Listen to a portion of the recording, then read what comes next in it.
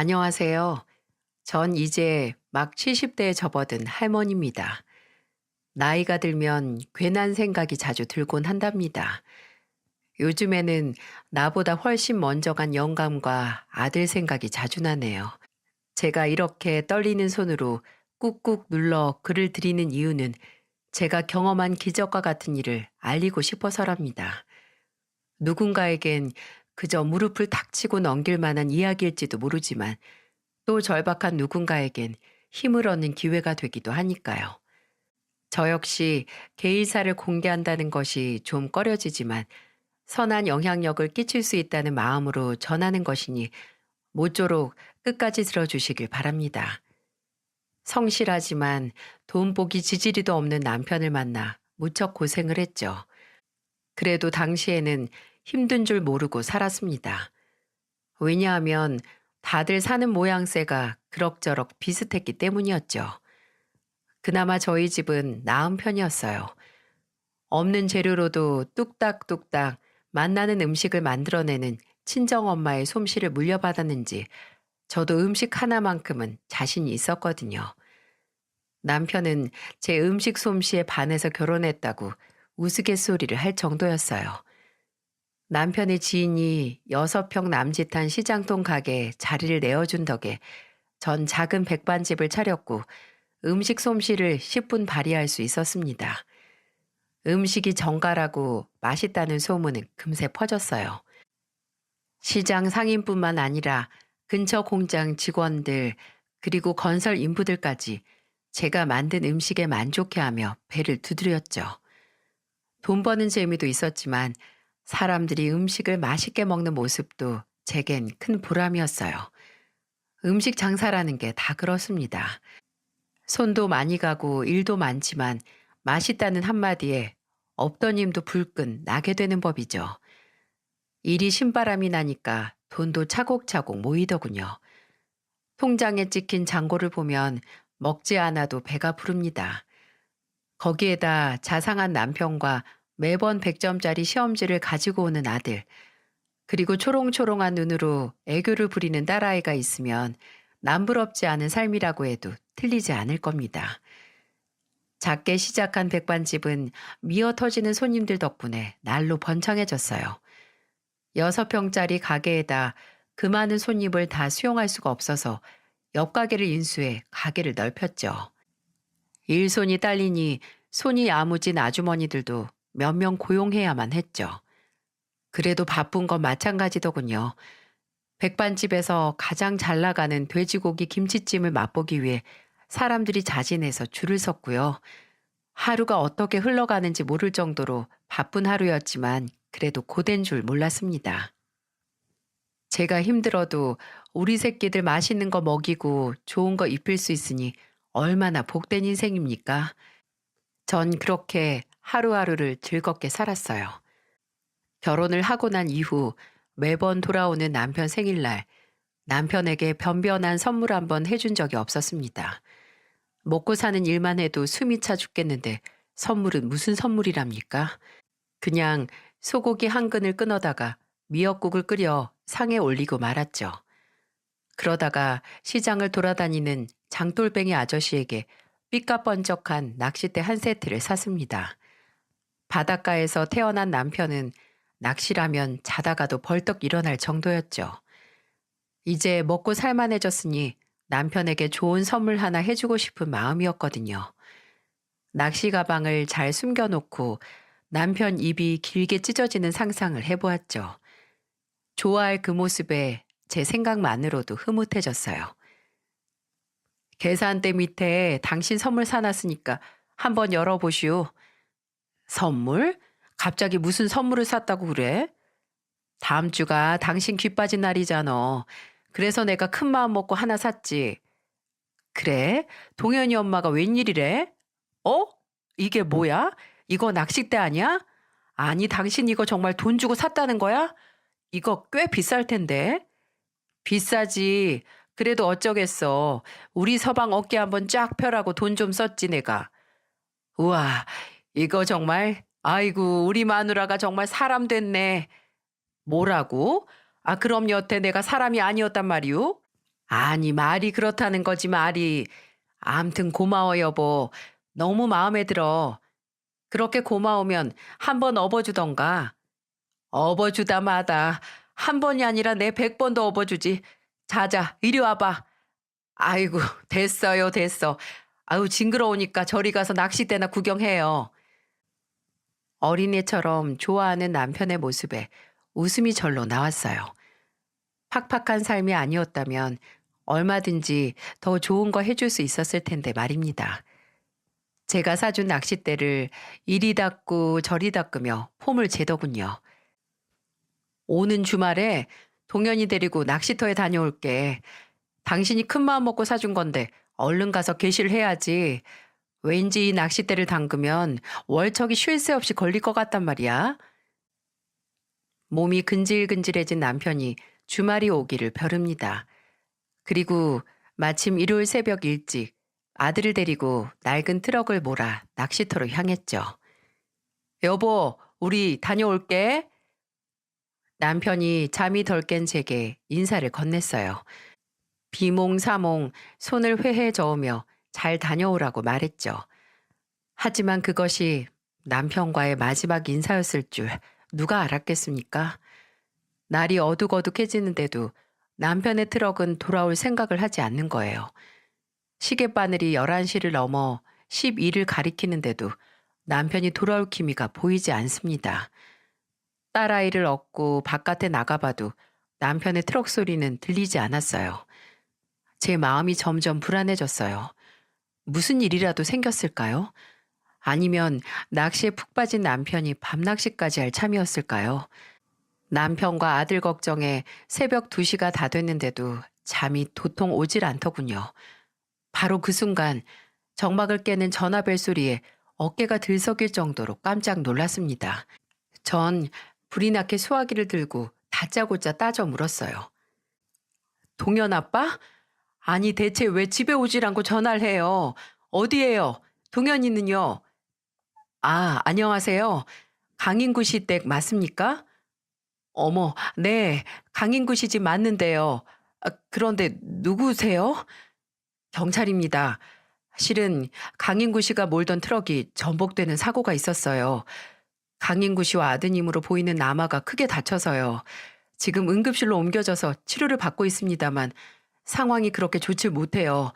일단 보호자분께서 급히 이쪽으로 오셔야 할 것 같습니다. 뭐라고요? 이게 무슨 날벼락 같은 소리일까요? 경찰이 직접 한 말이지만 도무지 믿기지가 않았어요. 왠지 뭔가 오해가 있었을 거라고 생각했습니다. 딸아이를 무작정 들쳐업고 택시를 잡아 병원으로 향했어요.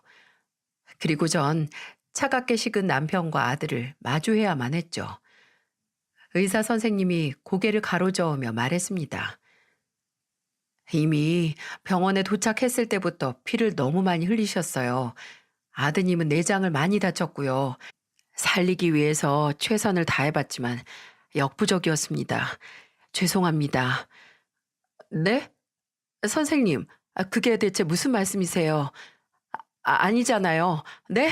아니죠? 우리 남편이랑 아들 죽은 거 아니잖아요. 의사 선생님에게선 아무런 대답도 돌아오지 않았어요. 듬직한 남편과 생떼 같은 아들이 한꺼번에 저 세상으로 갔다는 현실을 어떻게 받아들여야 할까요? 정말 피를 토하고 싶은 심정이었습니다. 왜 남편에게 낚싯대를 사주어서 이 불행을 자초한 걸까요? 모두 다 제 탓입니다. 제가 남편과 아들을 죽인 것과 다름이 없었어요. 병원 바닥에 주저앉아 통곡을 해도 죽은 사람은 되돌아오지 않더군요. 제 엄마가 슬퍼하고 있다는 걸 느끼기라도 한 것일까요? 제 등에 엎여있던 딸이 자지러지듯 울음을 터뜨립니다. 새하얗게 칠해진 병원 벽에 머리를 찍고 싶습니다. 아니면 혀를 꽉 깨물어 버리고 확 죽어버릴까요? 짐승처럼 울부짖는 저를 간호사들이 다 말렸어요. 비어있는 입원실에 절 눕히고 수액을 놓으며 진정을 시키더군요. 참담한 마음에 입간 목습 당장 끊어버리고 싶었지만 간호사 품에 안겨 우는 딸애를 생각하니 살아야겠다는 생각이 들었어요. 그렇게 전 남편과 아들의 장례를 치르고 마음속에 묻었어요. 그 절망감은 이루 말로 표현할 수 없을 정도로 깊었지만 딸 하나만 보고 살리라고 마음을 먹었답니다. 양지 바른 곳에 남편과 아들을 두고 돌아오는 날 마르지 않는 샘처럼 눈물을 쏟았습니다. 그리고 다시는 울지 않으리라 다짐을 했지요. 일상으로 돌아온 저는 묵묵히 집을 정리하고 가게 문도 열었습니다. 주변 사람들의 위로를 애써 담담하게 받으며 아무 일도 일어나지 않은 사람처럼 살았어요. 그것이 모든 걸 잃은 제가 할 수 있는 마지막 발악 같은 거였습니다. 만약 제 딸애가 없었더라면 진즉 남편과 아들을 따라갔을 겁니다. 하지만 제가 없으면 이제 하나 남은 우리 딸 인생은 어떻게 될까요? 그래서 어금니를 꽉 깨물었어요.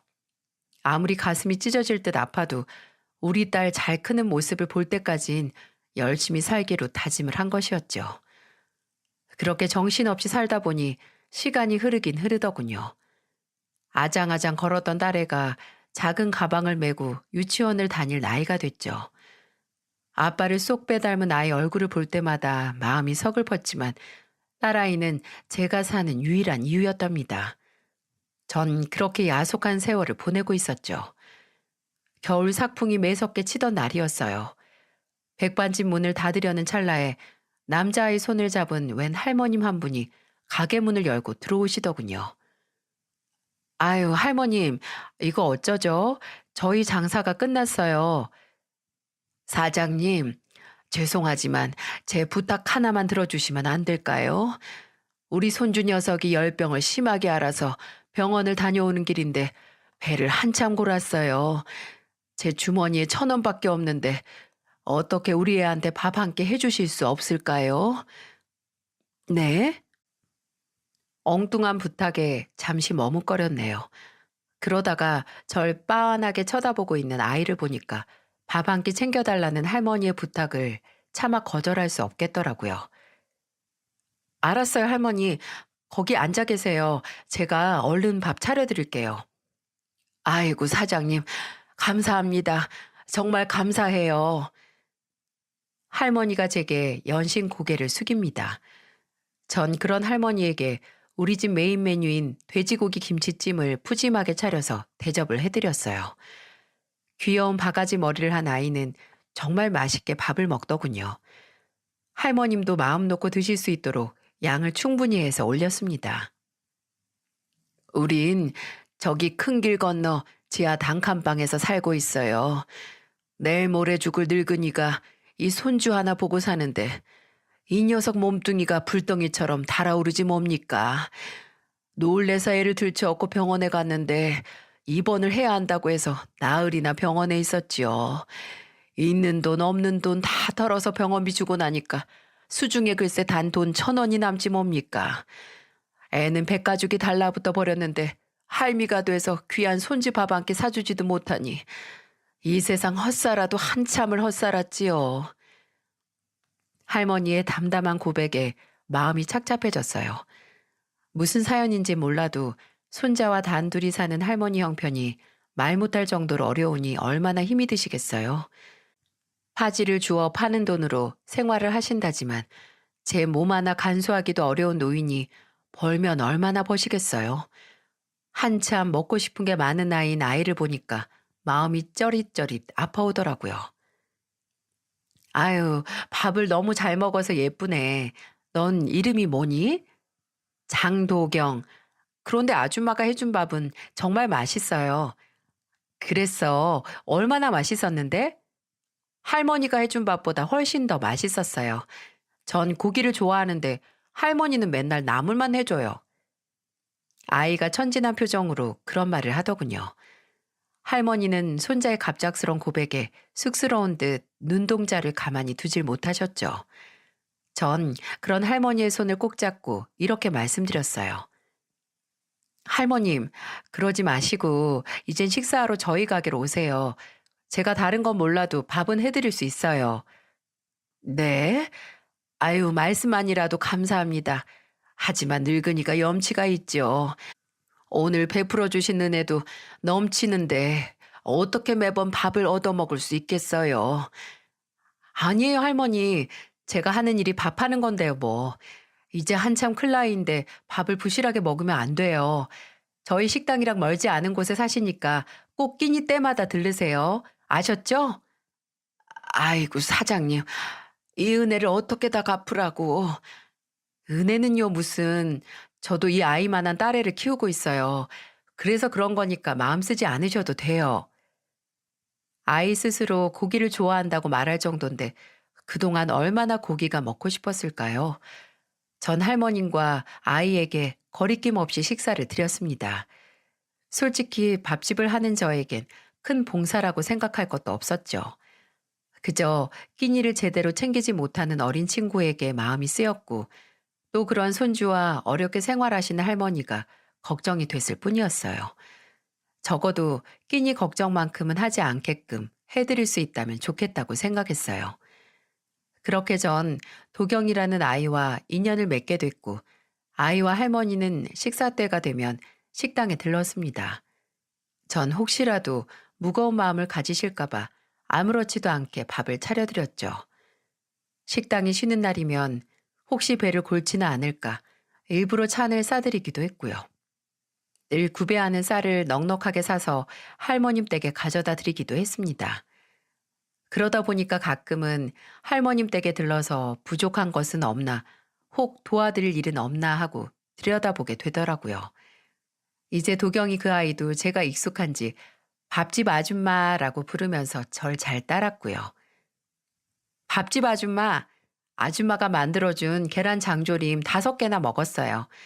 정말 너무 맛있어서 꿈에서도 계란 장조림을 먹었다니까요. 아유, 우리 도경이 그렇게 맛있었어? 아줌마가 또 해다 줄 테니까 마음껏 먹으렴. 알았지? 와, 정말요? 진짜 신난다. 도경이를 보고 있으면 먼저 떠나보낸 제 아들 동현이가 떠올랐어요. 애써 마음에 묻은 자식을 떠올리는 일은 여전히 힘들었지만 그래도 천진난만한 저 아이를 힘 닿는 데까지 도와야겠다는 생각이 들더군요. 그렇게 도경이와 인연을 맺고 산 지 꼬박 3년이 지났습니다. 아이는 하루가 다르게 자라는데 할머니는 하루가 다르게 노쇠해지셨죠. 늘 손자의 손을 잡고 식사를 하러 오셨는데 이젠 몸이 좋지 않은 할머니 대신 아이 혼자 식당에 오는 날이 많아졌어요. 오늘도 도경이 혼자 왔어? 할머니는 많이 편찮으셔? 네, 할머니는 누워서 끙끙 앓기만 하고 계세요. 아유, 큰일이네. 어디가 그렇게 아프시다니? 병원에는 다녀오셨고? 아니다. 내가 이따가 집에 들러봐야겠다. 나이가 들면 아프지 않은 곳이 없기 마련이죠. 하지만 요새 할머니 기색이 심상치 않아 보였어요. 도경이와 할머니를 본 지가 오래돼서 밥숟갈 뜨는 모양새만 봐도 대충 짐작할 수 있었거든요. 걱정스러운 마음에 종종 걸음으로 도경이네를 가보았습니다. 낡은 요를 깔고 누워 계신 할머니는 통 기운이 없는지 미동도 하지 못하시더라고요. 할머니, 저 왔어요. 어디가 많이 편찮으세요? 어, 사장님 오셨구나. 아유, 내가 일어나야 하는데 통 기운이 없어서. 아, 아니에요, 할머니. 어디가 아프세요? 기운이 없고 몸이 막 쑤시는 거예요? 아니, 이제 뭐 갈 때가 됐으니 가만히 있어도 생기가 빠져나가는 거지 뭐.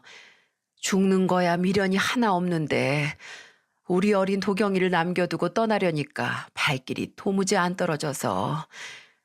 아유, 무슨 말씀이세요. 일단 저랑 병원에 가요. 병원에서 주사 맞고 약 먹으면 금방 기운 차릴 거예요. 사장님, 내 염치가 없지만 부탁 하나만 해도 되겠수? 아유, 할머니, 진짜 죽을 사람처럼 왜 이러세요? 우리 도경이만 누가 돌봐준다면 내 미련 없이 눈을 감을 수 있을 것 같은데 아무래도 부탁할 사람이 사장님밖에 없어. 우리 도경이가 스스로 밥 벌어 먹을 수 있을 때까지만 사장님이 돌봐주시면 안 될까? 안 되긴 뭐가 안 돼요. 이젠 도경이도 제 식구랑 다름없는데요. 그런 건 걱정하지 마시고 일단 병원부터 가시자고요. 고마워요. 정말 고마워요. 내가 사장님한테 은혜를 갚고 죽어야 하는데 아무래도 그럴 수가 없을 것 같네. 그렇지만 우리 도경이가 꼭 은혜를 갚을 거예요. 감사합니다. 참말로 감사해요. 할머님은 제 손을 꼭 붙들며 당신의 손자를 부탁하셨죠. 할머니의 그렁그렁한 눈을 보니 안타까운 마음이 절로 듭니다. 할머님의 기구한 사연은 할머니에게 직접 들어서 알고 있었어요. 평생 일을 하신 할머니는 시내 중심가에 아파트 한 채를 가지고 계셨답니다. 서울에 사는 아들 내외와 분가한 딸과는 떨어져서 살고 있었는데요. 사업을 하던 아들이 사업 자금을 도와달라고 부탁을 하더라는 거였죠. 어려움에 빠진 자식을 부모가 어떻게 모른 척을 하겠습니까? 할머니는 평생 모은 재산이 든 아파트를 팔아 아들에게 거금을 해주었다죠. 할머니의 아들은 어머니는 본인이 모실 테니 아무 걱정하지 말라며 큰 소리를 치며 사라졌답니다. 하지만 아들과는 한참 동안이나 연락이 닿질 않았고 1년 후에 나타난 아들 내외가 손자를 할머니에게 맡겨두고 또 사라져 버렸다는 거였죠. 할머니 혼자 단칸방에서 어렵게 생활을 하고 있는데 아들 내외가 젖먹이 손자까지 맡겨두고 사라지는 바람에 눈앞이 정말 캄캄할 수밖에 없었답니다. 딸에게 연락을 해봐도 오빠한테 재산을 전부 줬다는 것에 화가 난 딸은 이제 인연 끊고 남처럼 지내자며 냉정하게 돌아섰다는 겁니다. 결국 할머니는 아들에게 사기를 당했고 딸에게 버림을 받은 셈이었죠. 그래도 귀한 손자를 키우기 위해 온 힘을 다하셨어요. 비가 오나 눈이 오나 파지를 줍기 위해 리어카를 끄셨고 먹을 것이 생기면 본인 배는 고라도 손자 입에 먼저 넣으셨다죠. 그런 할머님은 손가락 하나 까딱할 수 없을 만큼 기운이 빠졌는데도 무조건 손자 걱정부터 하시는 거예요. 사장님, 우리 도경이 좀 잘 부탁해요. 부탁할 사람이 사장님밖에 없어요. 이 늙은이 마지막 소원이니까 꼭 좀 들어주세요. 할머니는 마치 저를 기다렸다는 듯 제게 그런 말을 마지막으로 남기곤 절대 깨지 않는 잠에 드셨어요. 얼떨결에 제가 할머니의 임종을 지키게 된 셈이었어요. 할머님이 마지막 남긴 부탁을 외면할 수가 없더라고요. 아니, 할머님의 그런 부탁이 아니었더라도 도경이를 내버려 두진 않았을 거예요. 할머니의 장례를 치르고 난 뒤 연고가 없는 도경이의 거취에 대해 설왕설래가 많았답니다. 연락이 닿는 친인척은 있었지만 도경이를 거두겠다고 나선 사람은 단 한 명도 없었죠. 결국 도경이는 시설에 갈 수밖에 없는 상황이었어요. 하지만 저는 관계자에게 그간 있었던 일을 소상하게 설명을 해드리고 후원자의 자격으로 도경이를 보살피겠다고 주장했습니다. 이런 케이스가 없어서 결정이 지지부진했지만 도경이 본인의 의사를 존중해 조건부 승인을 받았어요. 관계자의 관리하에 제가 도경이를 돌볼 수 있게 된 것이었죠. 도경이를 입양할 생각을 해보지 않은 것은 아니었어요. 하지만 차마 제 아들 생각이 나서 그럴 순 없더라고요. 그저 도경이 스스로 독립할 수 있을 때까지만이라도 도경이의 밥집 아줌마가 되어주기로 결심했죠. 딸도 키우는 제가 아이 하나 더 키운다고 힘들 건 없었어요. 또 도경이가 유독 저를 잘 따르니까 적응하는데도 문제가 없었고요. 그저 할머니가 떠난 자리를 잘 메워주고 보살펴준다면 똘똘한 도경이는 알아서 잘 클 아이였죠. 도경이는 우리 딸애와 3살 아래였는데요. 딸애도 도경이를 동생처럼 생각하며 잘 살폈고 도경이도 누나를 잘 따랐습니다. 도경이는 제 보살핌 속에서 쑥쑥 자랐어요. 원체 똑똑한 아이는 공부도 무척 잘했고요. 이제 저와 누나를 진짜 가족처럼 여기며 세상 소중하게 생각했죠. 언제는 이런 일도 있었답니다. 도경이가 고등학생 때 일이었어요. 항상 전교에서 1, 2등을 다투던 녀석은 제 공부하기도 바쁠 텐데 틈틈이 가게 일을 돕겠다고 나섰죠. 하필 도경이가 주방에서 설거지를 돕고 있을 때였어요. 술이 거나하게 취한 취객이 제게 슬슬 시비를 걸더군요. 아줌마, 아니 왜 밥값이 3만 원이 넘어? 난 딱 한 가지만 시켜서 먹었는데. 아유, 술을 많이 시키셨잖아요. 닭도리탕 하나에 소주가 4병이에요. 그러니까 33,000원 맞아요. 이 아줌마가 누굴 호구로 하나? 난 밥도 다 안 먹었다고. 그러니까 난 돈 못 내. 알았지? 아니, 이 양반이 정말 돈 안 내면 경찰이 신고할까요? 콩밥을 먹어야 밥값을 낼 거냐고요. 이 아줌마가 죽으려고 한장을 했구만. 취객은 거친 동작으로 제 뺨을 후려쳤고 전 그 힘을 이기지 못하고 우당탕 넘어지고 말았습니다. 그러자 주방에 있던 도경이 녀석이 취객한테 와락 달려들더라고요. 그 순진하고 착한 녀석 입에서 험한 말이 쏟아져 나오는데 주먹까지 휘두르며 분을 참지 못하는 겁니다. 전 취객한테 당했다는 사실도 잊은 채 도경이를 말리느라 진땀을 뺐네요. 경찰이 출동하고 나서야 겨우 뜯어 말릴 수가 있었는데요. 취객의 행패가 싸움의 원인이 되었으니 서로 사과하는 선에서 사건이 마무리가 되었죠. 도경이 인생에 빨간 줄이 가는 줄만 알고 가슴을 졸였던 사건이었지만 한편으로는 절 지켜주는 아들 같기도 해서 마음이 참 든든했습니다. 그리고 무사히 고등학교를 졸업한 도경이는 서울대 의대에 진학을 했습니다. 마치 제 아들이 대학을 합격한 것처럼 너무나 기분이 좋았어요. 그렇게 어렵다는 서울대에 합격한 것도 대단한 일인데 의대에 덜컥 들어갔으니 경사도 이런 경사가 없었죠. 하지만 아이는 제게 학비까지 손을 벌릴 수 없다며 아르바이트를 한다고 나섰어요. 전 그런 도경이를 앉혀놓고 조용히 말했습니다. 도경아, 이제 넌 내 아들과 다름없는데 내가 학비를 대주면 잘못된 일이니? 하지만 아주머니, 나 돌아가신 할머님한테 약속했다. 네가 스스로 먹고 살 수 있을 때까지 돌보겠다고. 그럼 나보고 그 약속을 깨란 말이야? 네가 해야 할 일은 학비 생각하지 말고 열심히 공부를 하는 거야. 도경이가 훌륭한 의사가 되면 그때는 네가 아줌마 돌봐주면 되잖니. 안 그래? 아주머니, 전 도경이가 아무 걱정 없이 공부를 하길 바랬습니다. 도경이가 훌륭한 어른이 될 때까지 끝까지 뒷바라지를 하리라 마음을 먹었거든요. 그런 제 뜻을 잘 알아들은 도경이는 정말 열심히 공부를 해나갔어요. 그리고 정말 멋진 의사 선생님이 되었고요. 도경이가 의사 면허에 합격을 한 날 얼마나 울었는지 모르겠어요. 언젠가부터 도경이는 제겐 없어서는 안 될 소중한 사람이 되어 있었죠. 그런데 말이죠. 그런 제게 중대한 일이 기다리고 있을 줄은 조금도 예상하지 못하고 있었어요. 도경이가 인턴을 마치고 레지던트로 근무를 하고 있었을 때였습니다. 어느 날 딸애가 도경이와 함께 집으로 들어와서는 정말 충격적인 선언을 하는 겁니다. 엄마, 실은 우리 엄마한테 할 말이 있어요. 할 말? 갑자기 무슨 할 말이 있다고 그래. 엄마 좀 무섭다. 엄마가 놀랄 수도 있는데 침착하게 제 말 들어주세요.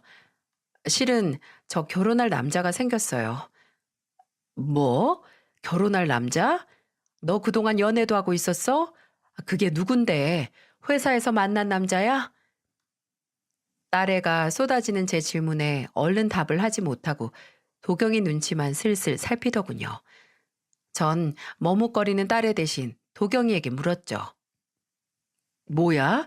도경이 너도 누나가 결혼할 사람이 생겼다는 거 알고 있었니? 뭔데? 뜸들이지 말고 어떤 남잔지 어서 말해봐.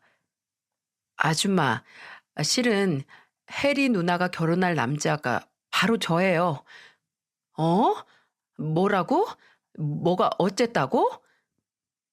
전 애들의 말을 얼른 알아듣지 못하고 눈만 껌벅거렸죠.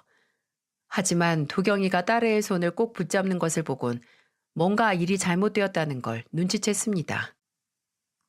그러니까 도경이 네가 혜리랑 결혼을 하겠다는 거야? 남매처럼 자란 너희 둘이? 네, 많이 놀라셨죠. 저도 혜리 누나를 좋아하게 될 줄은 몰랐어요. 정말 죄송해요, 아주머니. 아니, 이게 어떻게... 마치 망치로 머리를 맞은 듯 멍해졌어요. 두 사람이 진짜 친남매는 아니었지만 전 두 아이들을 남매처럼 키웠습니다. 그런 애들이 덜컥 결혼을 하겠다고 나서니 제가 당황스러울 수밖에요. 딸애가 나서서 저를 설득합니다. 엄마가 도경이를 아들처럼 생각했으니까 혼란스러울 거라는 거 충분히 이해해요. 그런데 우리 둘 연인이 된 건 꽤 오래됐어요. 도경이가 인턴을 마치면 엄마한테 말하려고 했어요. 그래서 지금 말하는 거고요. 엄마, 우리 두 사람 정말 진심으로 사랑하고 있어요. 우리 결혼 허락해 주세요. 아, 아니, 엄마는 하지만 도경이가 정말 좋은 사람이라는 건 누구보다도 제가 더 잘 압니다. 하지만 아들처럼 생각하고 키운 애를 사위로 맡는다는 게 정말 어색하게 느껴지더라고요. 전 애들한테 즉답을 미루고 한참 고민에 빠졌습니다. 하늘에 계신 할머님이 이 결혼을 허락하실까요? 절 사돈으로 기분 좋게 맞아주실지 궁금해지더라고요. 다 큰 어른들이 서로 마음을 확인하고 결혼을 하겠다는 걸 어떻게 말리겠어요? 아마 이렇게 된 것도 어쩌면 운명일지도 모르죠. 다만 제겐 시간이 조금 필요할 뿐이었어요. 전 하늘에서 지켜보고 계실 할머님에게 이렇게 말했습니다. 할머님, 저 애들 결혼 허락할게요. 제가 오랫동안 밥해드린 거 잊지 않으셨죠? 생색 내려는 건 아니지만 저 이 정도면 괜찮은 사돈 맞죠? 그럼 훌륭하게 성장한 도경이를 제 사위로 맡겠습니다. 그렇게 전 며칠을 고민한 끝에 아이들의 결혼을 허락했어요. 이제 도경이는 제게 아주머니가 아닌 어머님으로 부르며 듬직한 사위가 되었습니다.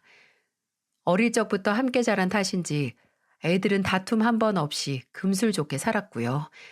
사위는 레지던트와 군 복무까지 마친 후 종합병원에서 전문의로 근무를 하게 됐고 얼마 뒤 두 사람은 제게 어여쁜 손녀를 안겨주었답니다. 죽어도 여한이 없다는 말은 아마 이럴 때 쓰는 모양이었어요. 다른 게 다 무슨 소용이 있겠어요. 그저 애들이 행복하게 잘 살면 그것으로 충분하죠. 제가 너무 행복해하는 걸 하늘에서 시샘이라도 한 걸까요? 가게에서 한창 일을 하던 저는 가슴 한쪽에 극심한 통증을 느끼곤 그 자리에서 쓰러지고 말았습니다. 그때까지만 해도 그렇게 심각한 일이라고는 생각하지 않았어요. 그저 너무 과로를 한 탓에 몸에 무리가 온 것이라고 생각했죠. 하지만 정밀 검사 끝에 나온 결과는 제 예상을 벗어났어요. 유방암이세요. 진행이 꽤 되셔서 바로 수술을 하셔야 될 것 같습니다.